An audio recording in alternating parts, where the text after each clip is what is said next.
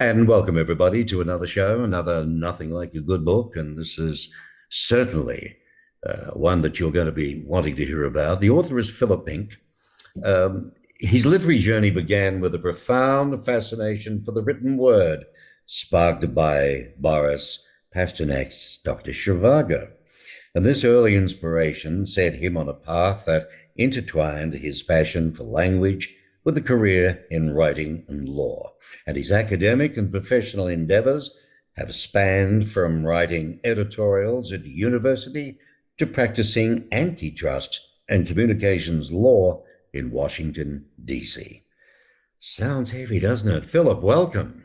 Thank you so much, Mark. I appreciate that kind introduction. Well, most welcome. Your love for fiction nurtured during your time at the University of Virginia, right, under Pulitzer Prize winner Peter Taylor.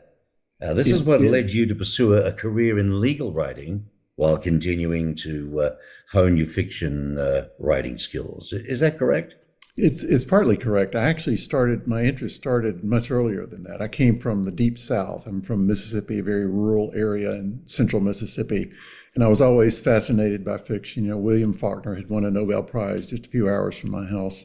But it certainly accelerated when I went to the University of Virginia. I was awarded a Henry Hoynes scholarship in creative writing there. And it was actually after law school. And I went up and studied with Peter for several years. And that was an eye-opening experience. It really was. It's a great place to write. And I really honed a lot of skills at that point. Mm-hmm. Now, what about when you reignited your creative fire in 2010, right? You had a little bit of a hiatus. What happened there? Well, I was practicing telecom and antitrust law in DC, and both of those where I was billing enormous hours. It got to be fairly heavy, and I had no free time at all. My wife and I had a couple of kids, so I kind of backed out of the legal practice, calmed it way down, and then I started writing again. I'd let it slide since I'd left Peter's spot in Virginia. But I really got interested in writing after that. It took me several years to finish this book, but I think it was worth it. It was quite a journey. The Heathen Paradise. Mm. Unusual name. How did that come about? Well, being from the South, I'm from the middle of the Bible Belt. Southern Baptist theology, other denominations of theology were so predominant there when I was growing up.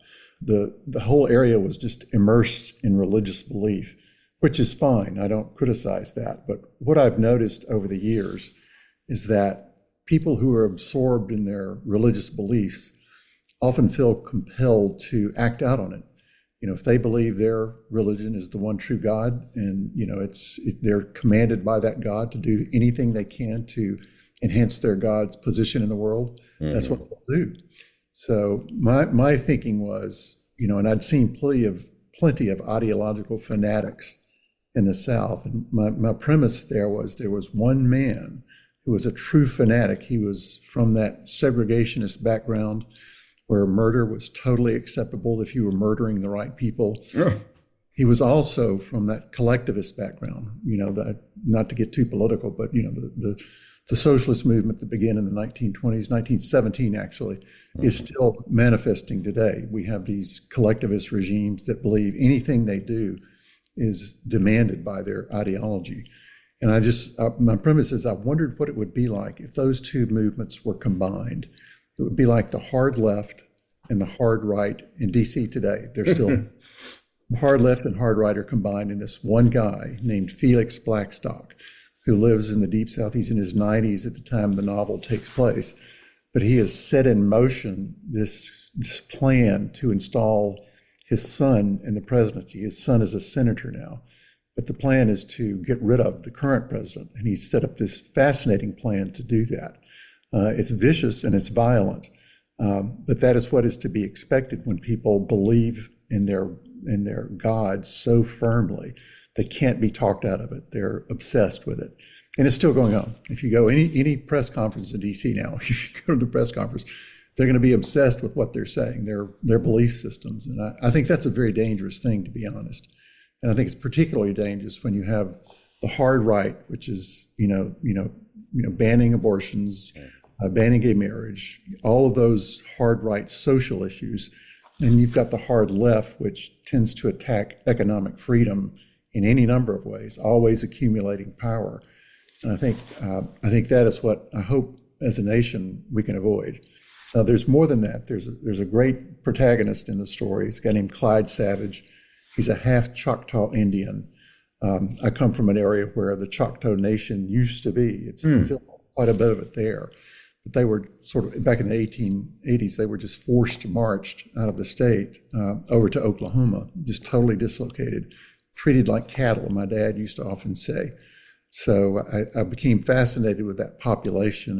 And like I say, the protagonist is half Choctaw. His mother's white, but his father's a Choctaw Indian. And his father was, of course, as part of this grand plan that Felix Blackstock has, was murdered some years ago when our hero was a boy. All part of this plan. So it's he's a great character, I think. He's also a love story. There's a great love story going on with Caroline McCool, a medical doctor who's helping him search out what is actually happening behind the scenes. They don't realize what's going on until much later, of course, but they're on the fringes of this plot. And gradually, the more they investigate, the more they realize that this is something we have to stop, but nobody will believe them because everybody is so committed to their segregationist attitude or their collectivist attitude. I'm speaking with Phillip Mink. He's the author of The Heathen Paradise. The novel reflects his deep engagement with political and social themes. And of course, this merges his legal expertise with his storytelling prowess. You do reside in Washington, D.C. now, Phillip, but you're from where again? What was the name of the city or the town? I'm going to tell you the name of this town. It is based on Thaddeus Kosciuszko, who is a Polish general under General Washington in the Revolutionary War. We call it Kosciuszko, Mississippi. It is a town of 6,000, truly in the middle of nowhere, but it was also a great place. It's sort of place where everybody knows your business, right? Well, it is, but it was actually a wonderful place to grow up. I lived in a segregated society for the first 15 years of my life. But when we finally did integrate our school systems under a court order, mind you, we created that without incident. Everything worked out beautifully, and I was so proud of the way we handled that. We've handled it better than a whole lot of other people have. So the myth about the South is that it's populated only by bigots and racists and that sort of thing. Well, it's actually not. It's actually populated by people who are willing to do great things. And that aspect of religion, I certainly don't mean to criticize, because there's some marvelous people doing wonderful things for the community. But there's also, the KKK. I was 30 miles, I don't know if you remember this, the 64 Freedom March, Freedom Riders were in Philadelphia, Mississippi, trying to register black voters to vote. And they were just taken out and murdered, just like that. It was made into a great movie called Mississippi Burning. Yeah, I remember it. It was a great movie, and I can see the actors now. They're on the tip of my tongue, but I can't remember. I think Gene Hackman was one, yes, and it might have been Willem Dafoe, the guy from Platoon. Right? Was it Wood? Was another actor Wood in that? Oh, James Wood. Let me see. James Wood. I think he was in that. So anyway, from where you were brought up and what have you, I mean, how did your upbringing influence your writing, do you think? Well, I think, the place is so rural. I was farm labor for the first few years of my life. My dad was a medical doctor, but my grandfather was a farmer. So I worked on the farm, and I was in the woods, out and about all the time. We had nothing there in the town by way of urban life. So we hunted in the woods. That was the culture. We played in the woods. I was very exposed to this darkness that is out there. You'd never know what's in the woods. And I let my imagination run with that, because one time we were going up into this very, very remote field to go duck hunting. And as we were pulling into this really remote swamp, we saw a smokestack burning in this remote little house up on the hill. And we had no idea who it was. There wasn't supposed to be that there. And I remember being terrified the entire day of what we would encounter when we came back from, hunting out in the fields. And as it turned out, that experience turned into a novel, a manuscript called The Devil, and that is what won me the scholarship to the University of Virginia. It didn't come up until many years later. But I finally just started extrapolating on that. I think too, what anybody who has lived in the South, during those times, you are exposed to violence a lot. There's quite a lot of violence. I was actually, I don't know if you remember the Unite the Right rally in Charlottesville, Virginia in 2017. We were actually in town that day and we saw that exact same thing. These thugs who were totally absorbed in their neo-Nazi beliefs, they really wanted to impose them. They wanted to slash and burn. It was pure chaos. That's what it was like at times when racism took over or anything else takes over. And it's frightening. It really is frightening. So let me ask you then, which novels or stories have impacted you the most? I mean, do you have a favorite author who towers above the rest? The absolute favorite author of mine is from Yazoo City, Mississippi, just a few miles down the road from my hometown, Thomas Harris. He wrote, of course, Silence of the Lambs, that terrific, great movie, yeah. And the movie, Jonathan Demme directed the movie. It's based almost word for word on Harris's novel. It's just a magnificent piece of writing.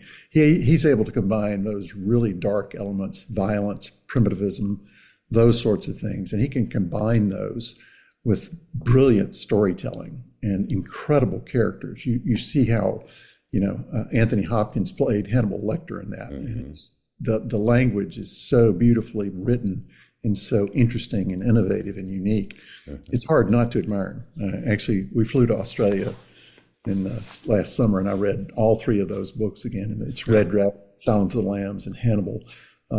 It's as good as it gets. Well, to read three books like that in Australia, well, you must have been on an island or something, were you?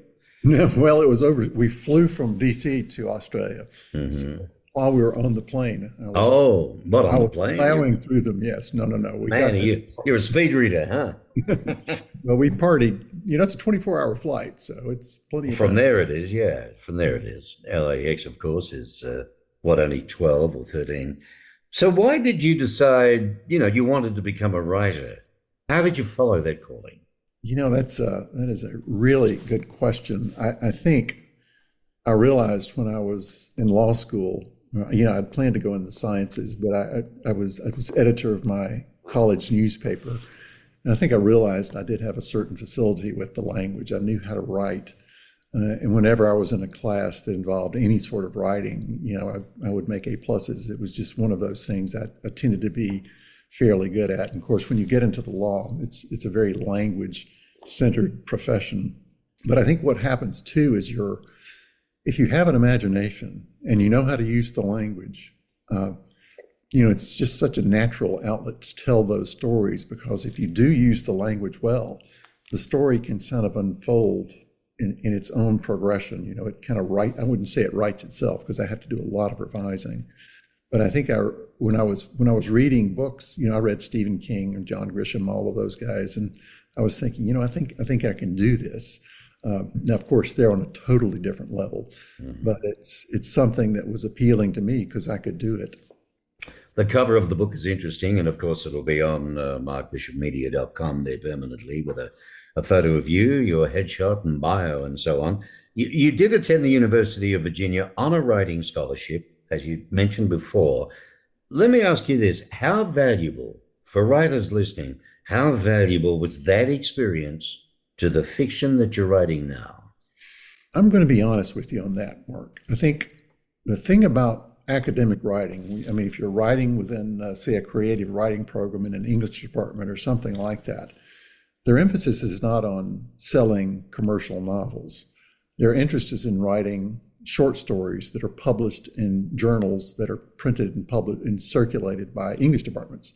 There's several really good ones around, but the goal in that sort of writing is to write these stories, publish them in Sewanee Review or something like that, the University of the South, and then you can go on from there and build up enough of a resume to get a teaching job. That is more or less the career path many of my colleagues were on. So I'm going to be honest, it was not a particularly helpful routine for me because I was interested in crime fiction. I read Agatha Christie, I read Ross MacDonald, the great mystery writers.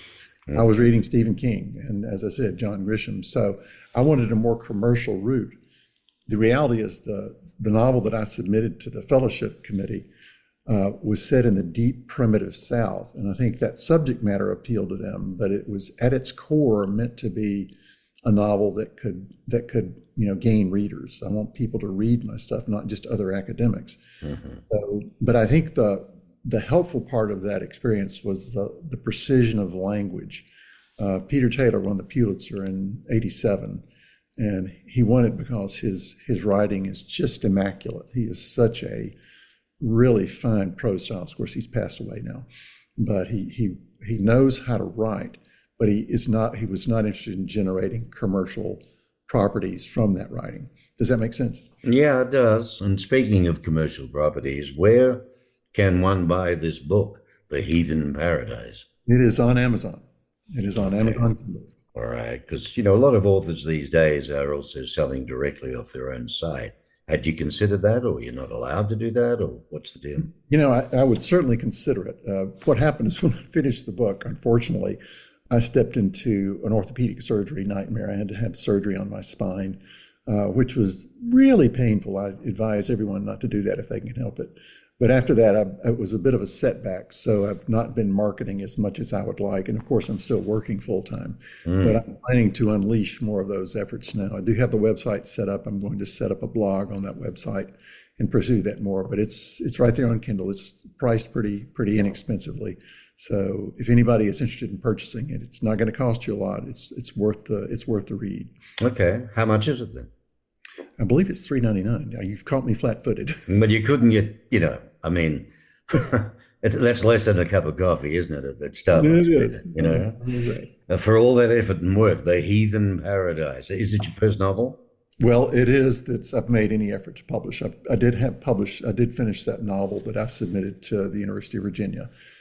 That's a pretty good novel, but to be honest, it would need quite a bit of work to be commercially viable. I would have to go through and do a major rewrite. And that's what Peter was teaching me at UVA. You've got to revise your work and make it palatable to most readers. So, but this is the first real novel, and it's meant to be a gripping story. It never flags. The story just accelerates and goes and goes and goes until the end. And at the end of this thing, our hero, Clyde Savage, is racing through this remote Tecumseh County forest trying to find an assassin that he knows is there. And it's come to a great conclusion as well. All right. Well, let's hear a little more. So if I was to ask you, what is the story in The Heathen Paradise? In a nutshell, what is the story in The Heathen Paradise? It is about this half Choctaw sheriff in the heart of rural Mississippi who is himself the target of rampant discrimination, rampant racism. On his own, he steps into the fringes of this assassination plot that is run by this horrific segregationist, and he is the only person in the world who can stop it because he's the only person that realizes what is happening, and he does stop it. Well, I was brought up in another country, and you see a lot of American films, of course, all over the world. Imagine what they think of the Deep South. And if they see their history, there's a lot of history. And the novel deals with ideologies at war. Are you concerned yourself with the reactions of partisans on either side? Well, that has to be concern. I work on a college campus, and as you may know, most college campuses are intensely ideological. But that is sort of the point of the book. People get wrapped up in their beliefs, and they can't see anything beyond that. Yeah. You're firmly committed. Say you're a Marxist, and I've had a lot of those professors over the years. A firmly committed Marxist, you're not going to be able to look beyond that paradigm for viewing the world. That's how economies work for a Marxist. If you're a born-again evangelical Christian or a Christian Scientist or any of those sects, that is how they view the world. And the world revolves around that, not the way the world actually is. So I certainly would anticipate people are not going to enjoy having their beliefs challenged in that way. But there's a great book by a New York Times science writer called Nicholas Christopher. It's called The Faith Instinct. And it's a really interesting book about how, in his view, the impulse to be religious has evolved with time over the centuries, over the millennia. And I think that's really true. I think what has happened is we have this deep need to believe in something. It forges tribal bonds that are really important. If you're living on the African savannah trying to survive, you need that tribe. But I think we have that same phenomenon today. I think what we have is people who are adopting this tribe, and you see it. Anytime you go into DC to a protest, you'll see the tribe behaving as a tribe. And I think that's the source of a lot of it. I wouldn't want to say it's necessarily genetic, but it's pretty close to that. It's something that is ingrained in us. Yeah, it seems to be in the DNA, doesn't it?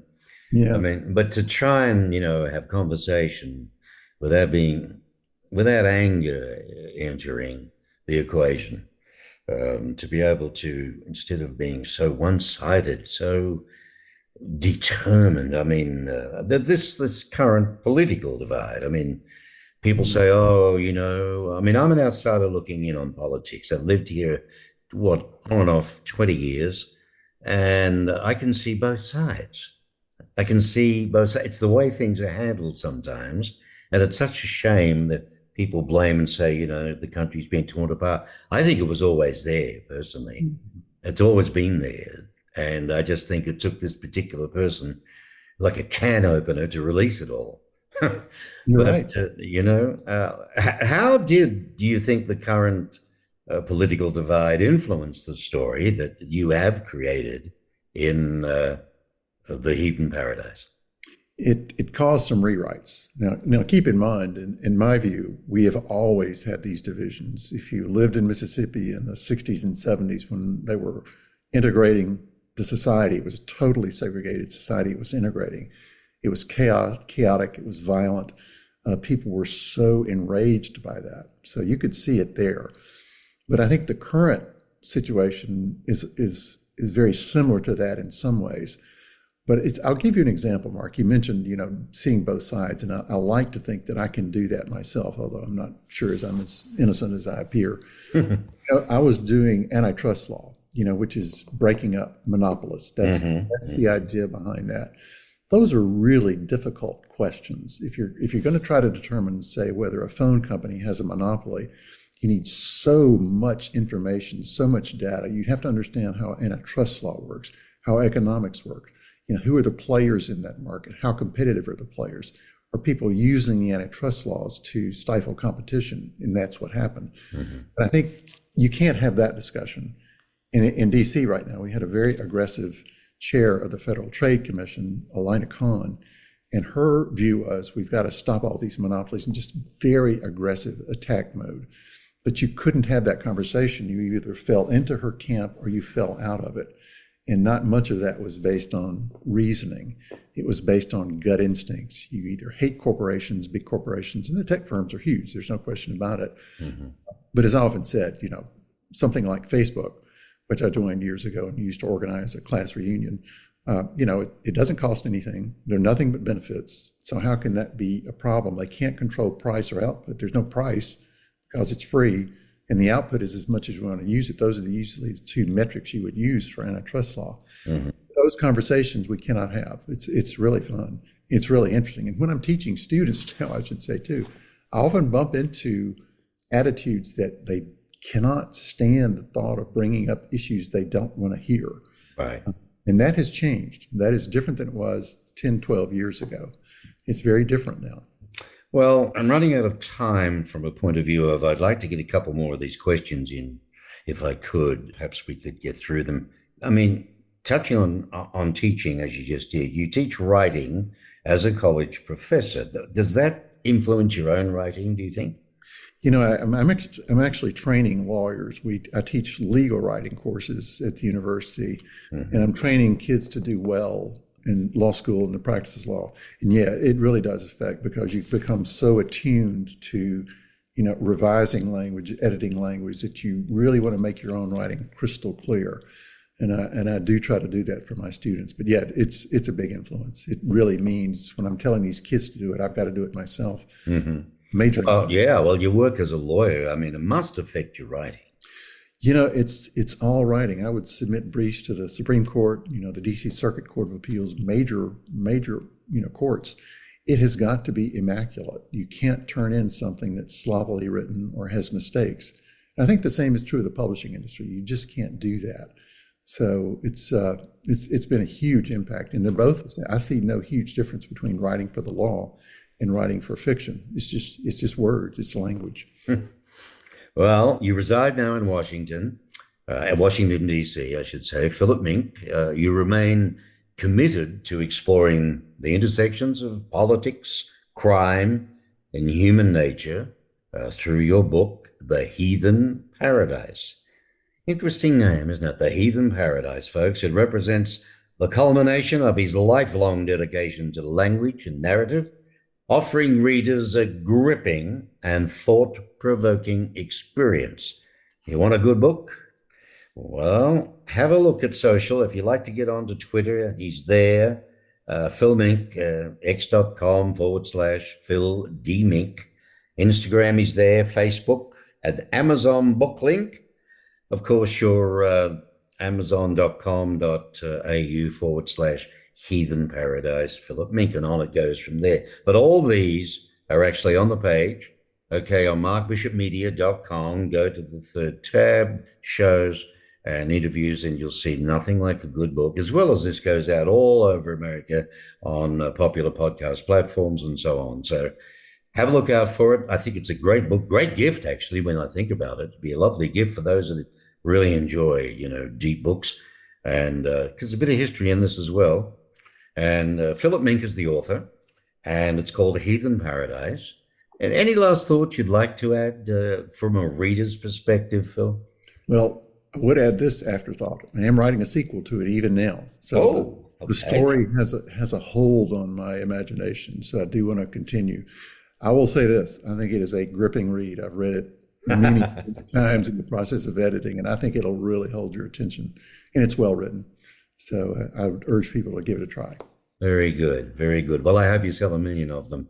Not necessarily for the money, because at $3.99 you'd have to. God love him. What with all the costs and everything else, but there you go. So thank you. I appreciate it very much, and I wish you all the best, Phillip. Thank you so much, Mark. I appreciate it as well. Take care.